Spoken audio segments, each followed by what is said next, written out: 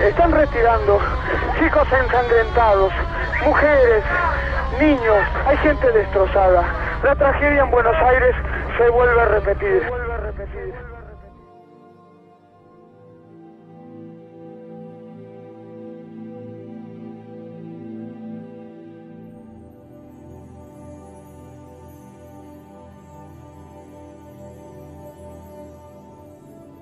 El atentado contra la sede de la AMIA ocurrió el día 18 de julio de 1994. A las 9:53 horas, un coche bomba, un vehículo Renault Trafic conducido por un militante de la agrupación terrorista Hezbollah, el libanés Ibrahim Hussein Berro, conduciendo dicha camioneta, se incrustó contra la sede de la AMIA a las 9:53 horas, produciendo 85 muertos, más de 151 heridos y una innumerable cantidad de daños materiales.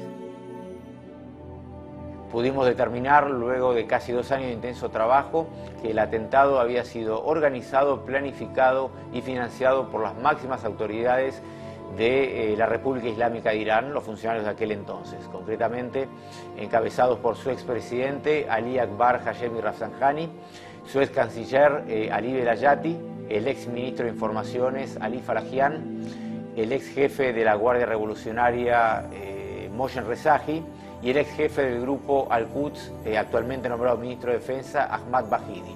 Desde el mismo momento en que llegamos a los escombros de la AMIA, supimos que el atentado tenía el sello del fundamentalismo islámico. Claramente, los funcionarios iraníes de ese momento, la Embajada de Irán en Buenos Aires y la inteligencia iraní que se había armado dentro de nuestro país con fachadas de empresas comerciales, con estudiantes crónicos en distintas universidades del país, con taxistas que recorrían la ciudad, iban informando e iban juntando los elementos que necesitaban para organizar este atentado. El brazo ejecutor de esta orden impartida por la teocracia iraní fue la agrupación terrorista libanesa Hezbollah, que actuó en este caso como lo hace habitualmente, como un mero apéndice de la voluntad de Teherán. Es decir, en la zona de Triple Frontera se gestó gran parte del apoyo local al atentado y de esa zona se nutrieron los principales elementos que tenían una visión muy radicalizada del Islam y que vinieron a Buenos Aires, en primer término, a difundir esta doctrina y en segundo término resultaron siendo parte del apoyo local que se utilizó para el mismo. La cantidad de muertos ascendió al número de 85. No eran todas personas que trabajaban en la sede de la AMIA, muchas de ellas sí, pero también había muchas personas circunstanciales que pasaban por la calle, obreros, albaniles que estaban trabajando, porque para ese entonces la AMIA estaba en refacciones, personas que pasaban circunstancialmente. O sea, hay historias aterradoras y es absolutamente variable y heterogéneo la cantidad de personas que han muerto. No solo gente que trabaja ahí, tampoco solo gente de religión judía, pero con un denominador común. Eran todos inocentes y ninguno de esos tenía por qué morir en un atentado tan cruento y terrorista como fue el que demolió la sede de la AMIA ya hace poco más de 15 años. Ese día, un día lunes a la mañana, se nos había asignado hacer un trabajo adicional que tenía que resolverse rápidamente. Como era el primer día de las vacaciones de invierno, le pedimos a Paola si nos puede dar una mano en realizar ese trabajo. Concretamente era leer algunas escrituras y obtener algunos datos de unos edificios propiedad de AMIA. Paola no era empleada de AMIA, no había entrado nunca al edificio de la AMIA y bueno, como no tenía nada que hacer en sus estudios, decidimos pedirle y ella decidió acompañarnos. Ella estaba en el segundo piso, en la parte de administración al fondo, y en un momento dado le pidió a Ana que quería tomar un café. Bueno, supimos que cuando explotó la bomba, Paola había abierto la puerta del ascensor y había salido en la planta baja, que fue exactamente en el lugar donde explotó la camioneta. Bueno, falleció Paola, falleció el chico que le traía el café. 2 días después se nos informó que habían detectado uno de los cuerpos que estaba en la morgue como el cuerpo de Paola.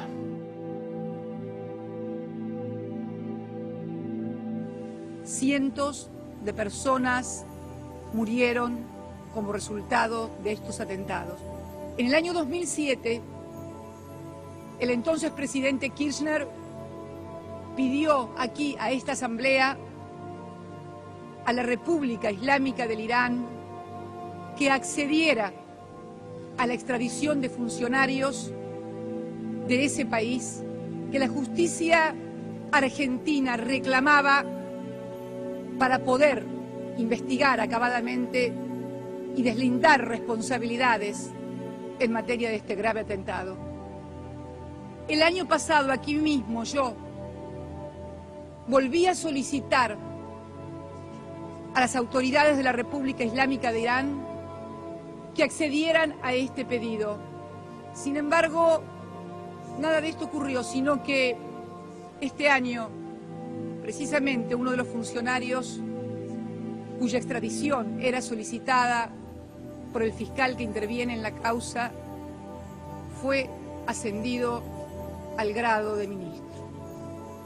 Por eso, humildemente, como presidenta de la República Argentina, voy a volver a reiterar una vez más ese pedido de lograr que los funcionarios a los cuales la justicia argentina les asigna responsabilidades puedan ser extraditados no para ser condenados, sino para ser juzgados y para poder hacer uso de todos los derechos y garantías de los que tienen todos los ciudadanos argentinos y extranjeros en nuestro país.